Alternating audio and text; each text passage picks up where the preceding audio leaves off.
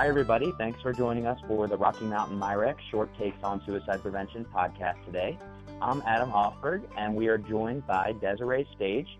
Dese'Rae is a photographer, she's a writer, she's a suicide awareness activist, and she's really involved in the suicide prevention community. She has been a winner of the SAMHSA Voice Awards and really an accomplished writer across many media outlets. We're going to talk today about her project called Live Through This, which is really all about the lived experience movement. So welcome, Des. Hey. Thanks for being with us here today. A lot of folks may have heard of you. For those who don't, let's hear a little bit about you, sort of where you came from, what your roots are, and what led you into this line of work. Oh, man. Do you have an hour? Let's see. Suicide affected me kind of at a young age when we lost a family friend to suicide, and later around when I was 13 or 14, transitioning into adolescence, depression hit me for the first time, and I started questioning my sexuality, and around the same time, one of my own friends took his life, and all of these things sort of happened at the same time, and I was also having my own suicidal thoughts for the first time, and I became really, I guess, fascinated by this, and scared, and I wanted to change it. So I took on, I wanted to be a suicide preventionist since I was 16 years old. For whatever reason, that didn't work out for a long time. I tried to go the academic route, and it didn't work. And back when I was in school, I guess the last time I was in school was around 2007. So it was still pretty taboo, I think, to be working on suicide research, or it definitely was in the program that I was in. So I left. I left school and moved to New York. I taught myself photography. It was how I coped with what was happening. Around that time, I had just had my own suicide attempt. I did end up attempting when I was 23, and I had a breakup in a violent relationship, and another friend died by suicide. So again, there was a lot happening, and I just took my camera and I focused everything I had on that, and I started photographing concerts. When I moved to New York, I got a job in the music industry, so photographing concerts became really easy, and that's how I really learned how to use my camera. And about 3 years into that, I kind of got bored. I wasn't feeling fulfilled. I'd set out as a young person to change something in the world, and I wasn't doing that with concert pictures, no matter how cool it was that I got to interview my heroes and photograph them. So I just kind of decided to pursue a personal project, and I immediately went back to this idea of, maybe I can do something around suicide with my camera. And I hit on the idea for Live Through This. And what I do with Live Through This is really simple. I sit down with a suicide attempt survivor and I just say, hey, tell me your story. What led you down a path of being suicidal, and what keeps you alive, essentially. Some people have said, it's so weird that you focus on death. And my response is, no, I focus on life and survival. And after I interview them, I make a portrait, because I think for so long we have looked away from suicide attempt survivors, or even people with any kind of lived experience. We haven't really wanted to hear what they had to say. And so Live Through This is all about, it's about being there and being present and looking people in the eye and listening to what they have to say, and really allowing people to have a voice for the first time in a lot of ways. Yeah, that's really incredible, and it's so powerful that you're able to channel these difficult life experiences into something, really positive and bigger than you. And, when we think about suicide attempt survivors, I think, like you said, a lot of times they face a lot of shame and stigma. One of the statements that I see pinned to your Twitter is that suicide attempt survivors cannot be stereotyped, and that we are anyone and we are everyone. I feel like Live Through This, that really is like a reflection of the message you're trying to get across. Tell us a little bit more about that and why it's so important. Yeah, I think a lot of people carry around interesting ideas about who is affected by suicide. I think if you were to look at a picture of me, maybe you could make the assumption that I am obviously that person. But the project, I've interviewed 180 people across the U.S.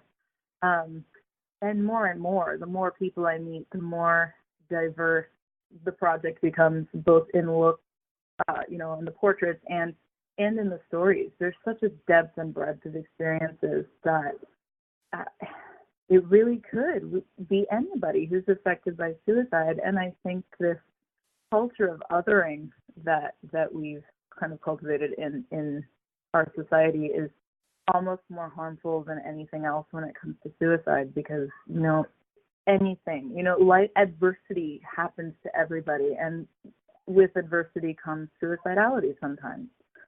So knowing that no one is immune to suicide, I think, is really important.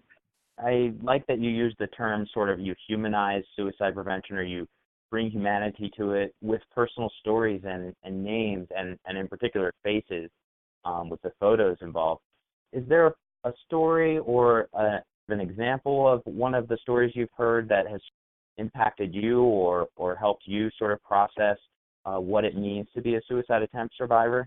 Yeah, very early on in the project, I started the project in 2010. Very early on, I thought that I should not be a part of the project, that my voice should not be there, because somehow my presence would muddy my message.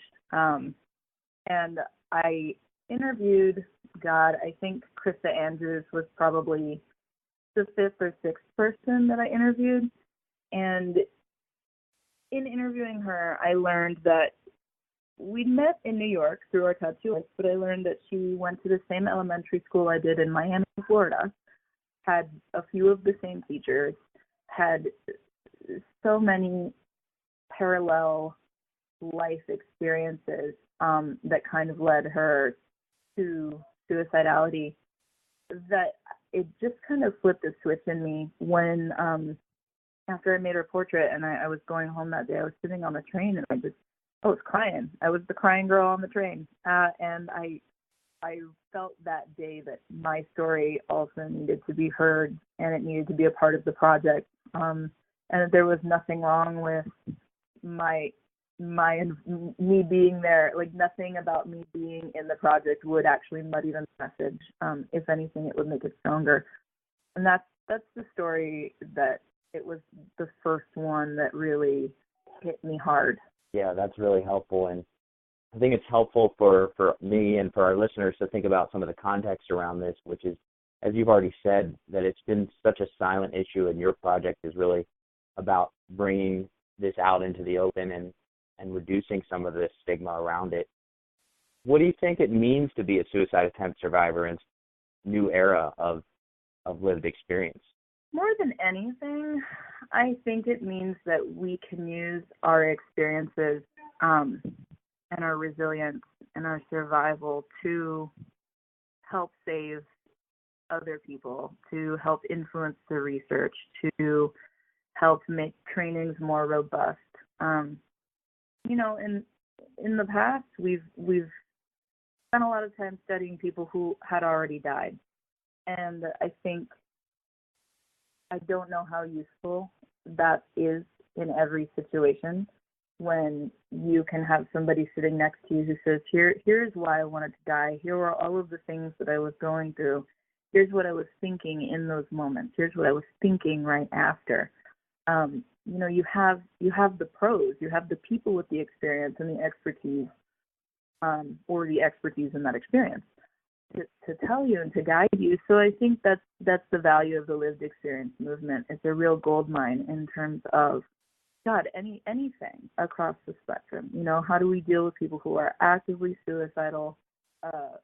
How do we train first responders? How do we train people in the ER? How do we educate people to catch the signs and to walk somebody through a suicidal crisis? Because I think in a lot of ways, suicide prevention is unique in that we don't have that many professionals who are suicide experts. Most mental health professionals are not suicide experts.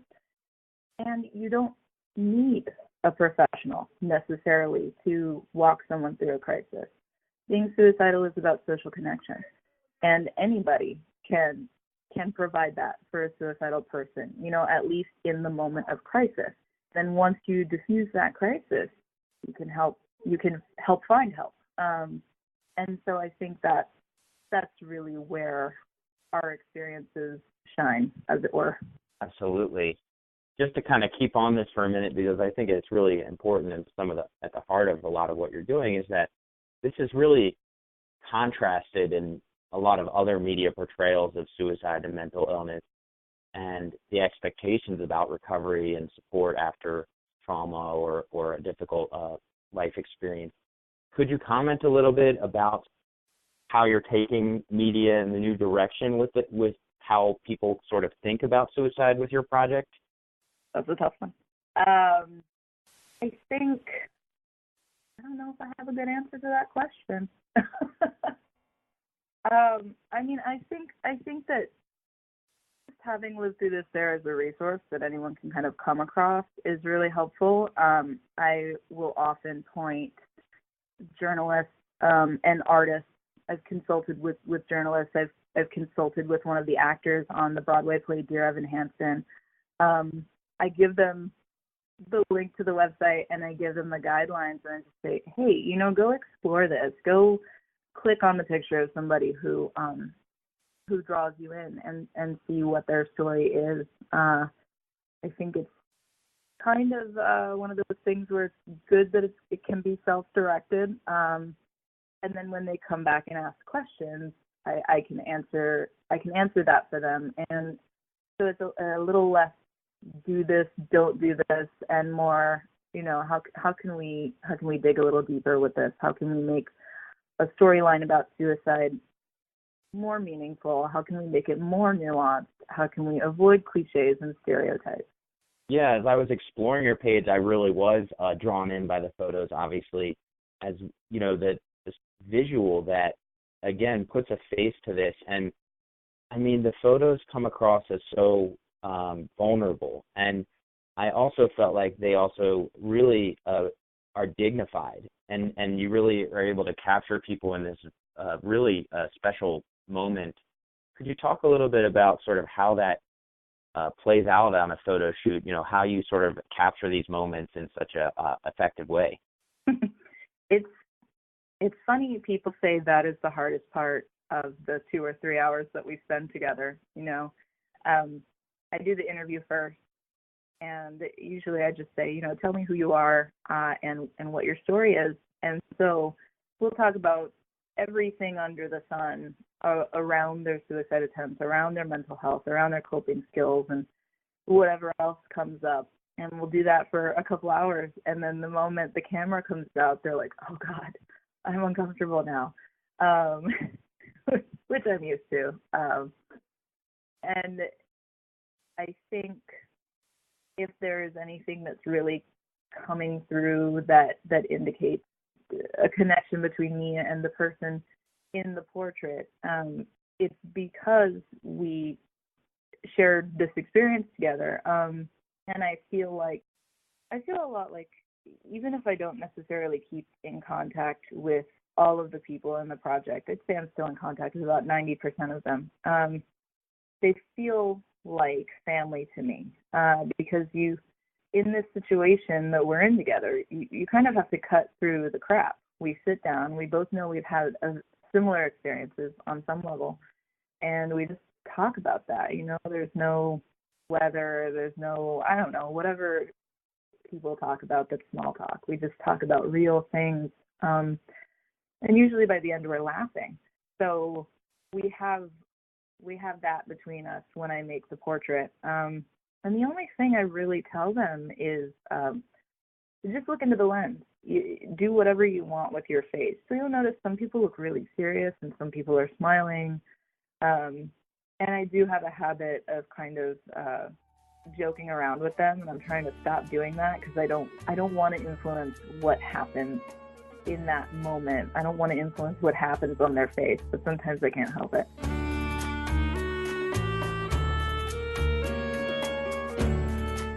Yeah, that's a really nice segue into the S-Word documentary, because in that documentary, you're sort of featured and followed through some of this process, and we really get to see how those interviews look and what the photo shoot sometimes looks like as well, with a few examples. Could you talk to us a little bit about your experience with the S-Word, and what are your thoughts on this documentary? Well, I definitely got to experience what people on the other side of my camera experience, except, with the moving image, and for 3 years. It was really uncomfortable, just because, I like to be the person behind the camera. But Lisa, the director, Lisa Klein, she contacted me really early on, when she was still doing research, when she didn't know exactly what she wanted the S-Word to be. I don't think I was ever supposed to be in the movie. I was just kind of consulting with her and answering some questions and connecting her to people. And when filming started, she came to AAS, the American Association of Suicidology Conference, in 2014. And I think that's when she really started to see, I want this to be mainly about people with lived experience. I think she saw the momentum that the lived experience movement was seeing, and she wanted to document that. And it was a really great experience, but it was also emotionally draining, partially because I don't like to be in front of cameras, partially because that level of vulnerability can be so tough, and I tell my story every day, but there are parts of it, especially when you're actively struggling. There's a scene in the movie. She was asking us to do video blogs, and I had wanted to cut myself, and I think I had tried. I didn't have my standard implement because I don't keep that in the house. And then I lied about it to my wife, and I somehow in that moment thought to actually make a video blog of it. And that's in the movie, and watching it is so hard. It's just so real. It's too much me, I think. But being involved and close with a lot of people in the movie, so it was such an intimate experience and such a really incredible experience. And I think the final product will help a lot of people. I can't wait for more and more people to see it, because there's my story, and that it is what it is. But then you have Kalechi's story, and you have Craig's story, and you have the Toe family, and you have all of these amazing people sharing about their experiences. And there are people that I think almost anybody can identify with in the movie. Yeah, I completely agree, and I was able to preview it at this most recent AAS conference, and I have to say, it was beautiful and powerful, but I left completely drained, it was an emotionally strong movie, and just the stories were so rich and vivid and somewhat raw, and in that way, I really was able to connect with the stories. And listeners, we'll definitely post a link to the preview for the S-Word, which is currently sort of being pre-screened in various places, but will come out more widely soon. So I know we're touching on a lot of things. I want to just, because you have a lot going on, but I want to touch on two more things sort of around getting the message out. You're big on social media, and I wanted to touch on sort of two things that you're doing. The first is your campaign called Stay, which I think relates back to the idea you were saying earlier, which is that, anybody can be the support to help somebody through a tough time or a crisis. Tell us more about your #Stay campaign. That was an experiment, a total accident. I kind of an odd story. I kept getting emails from this company about, try our product, just do a demo. And it's a crowdfunding t-shirt company called Bonfire. And so I'd had this idea for a very simple t-shirt rolling around in my head for a while, and it was the word stay in kind of an organic handwriting font, and I wanted it to look a little bit like an EKG, like a heartbeat. And so I opened Photoshop and I started fiddling around, and I came on a design that I liked, and I put it up. And I think the goal was that I had to sell 11 shirts, and I thought, well, I think I can do that. 11 shirts turned into, I think, almost 1,000. Something about it really resonated with people, and not just attempt survivors, also lost survivors, also people who, have friends who struggle. I've heard stories of people with lived experience putting on the shirt on a bad day and saying, I need something extra today, and this shirt makes me feel good. The response has just been incredible. I've heard stories of, on Twitter or Facebook, people that I don't even know, they'll tweet at me and say, oh, I saw someone wearing your shirt today, and I thought about live through this. And how cool is that? That there's this silly T-shirt that people are connecting over. It was an experiment. It was an accident. I love that it took on a life of its own. Yeah, that's so cool. And like you said, it kind of raises that consciousness or that awareness around suicide and suicide prevention. So, I think it's a cool design as well. So that's great. One other social media project I wanted to touch on today was your Suicide in the Media bot. This sort of, again, circles back to some of the same stuff we've been talking about, which is about trying to get, positive, safe messaging out there around suicide. And tell us a little bit about this bot you have on Twitter. Oh, the bot, another experiment. I really care about safe messaging, and I really care about creativity, and I want to know what will work best in terms of depictions and portrayals of suicidal people in journalism and in art. What will people identify with? What will help them? What will be a meaningful plotline that isn't just about being edgy, which we see a lot of. I see a lot of portrayals of suicide that don't further a plot, or there are stories that kind of give people the rundown on exactly how somebody took their own life, and it seems unnecessary. I've done a lot of work with guidelines, and I obviously have to keep the guidelines in mind when I publish stories on the website. Those stories are definitely edited. Sometimes people will go into deep detail about how they tried to end their lives, and I take most of that out. But then I ask questions, so a good example of that is when we see suicide on TV or in film, we often see overdose. And it looks like this peaceful kind of, oh, I'm going to sleep and everything's going to be fine sort of thing.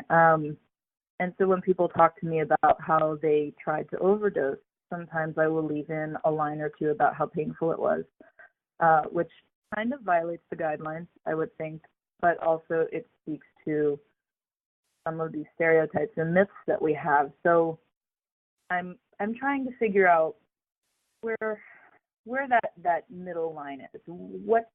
When are we censoring things with our guidelines? When are our guidelines a little too fear driven? I think a lot of us in suicide prevention are driven by fear, and that's valid, but sometimes it gets in the way of our mission. So I created this bot. I got bored one day, and I like to code, and I was trying to figure out how I could make a bot, and then it became, okay, well, maybe we work with the guidelines with this bot. Maybe it tweets out the URL to the guidelines. Maybe it tweets out an idea. Maybe it tweets out language stuff, like don't use commit, use this instead. I haven't worked on it in a while, I'd say in a good 4 months. So there are some ideas in there that I would change now. that I need to go back and change. And there are some new ideas. And it's mostly aimed at journalists right now.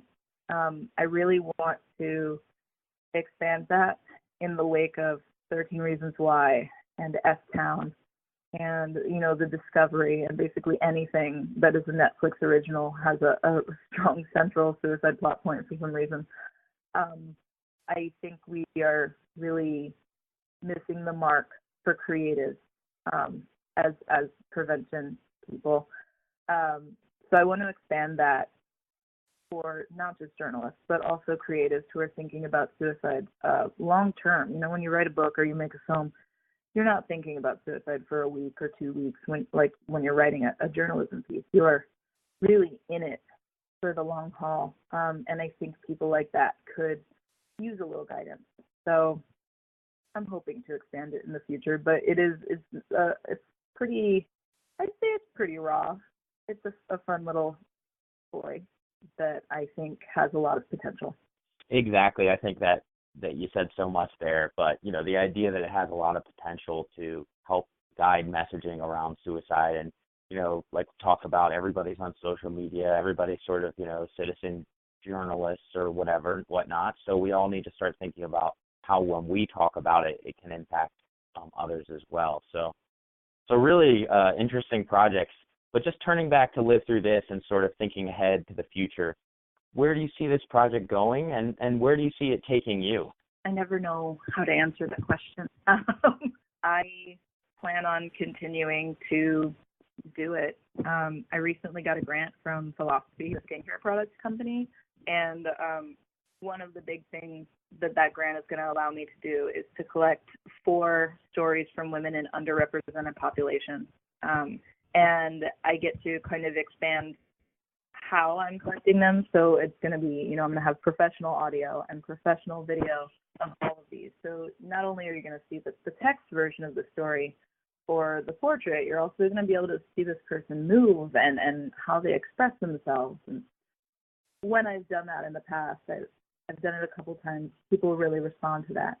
So I'm excited. I'm excited for that. So those 4 stories will come out over the next year.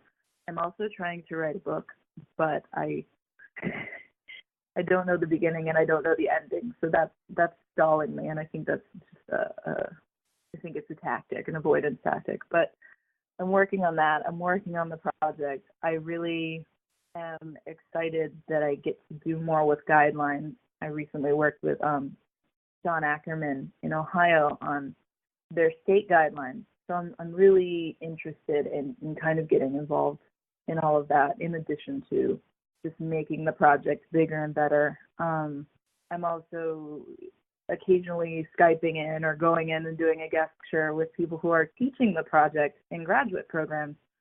And I think that's probably actually the most meaningful thing that's happened with the project in its 6 years of existence, because we have 47 states that don't have mandatory suicide crisis training for their mental health professionals or their future mental health professionals. So to see that there are faculty members who find value in the project and who are using it to educate our future professionals, I couldn't ask for anything more, because those people, I can credit my therapist with really keeping me healthy. And I think, and they're people who had empathy, who kind of got it. And I imagine also who have lived experience just based on things they've said. But having more of that in the world could never be a bad thing. So that's been really great. And we're using the project for some qualitative research, not only about attempt survivors, but also driven by attempt survivors. There are attempt survivors on the research team, and a person in the project actually helped us come up with our research question for one of the studies that we're doing. So there's a lot going on, and I'm happy to just kind of keep building on all of that. It's really fascinating. So just a closing question before we kind of wrap it up today. If someone's interested in sharing their story, how might they go about getting involved with your project? All they have to do is go to the website and click on the contact link, and it'll take them to a little form that is essentially, you know, what's your name, how old are you, where are you from, and tell me a little bit about your story. The only kind of screener I have, I guess, is that I would like for the person to be a year out from their attempt.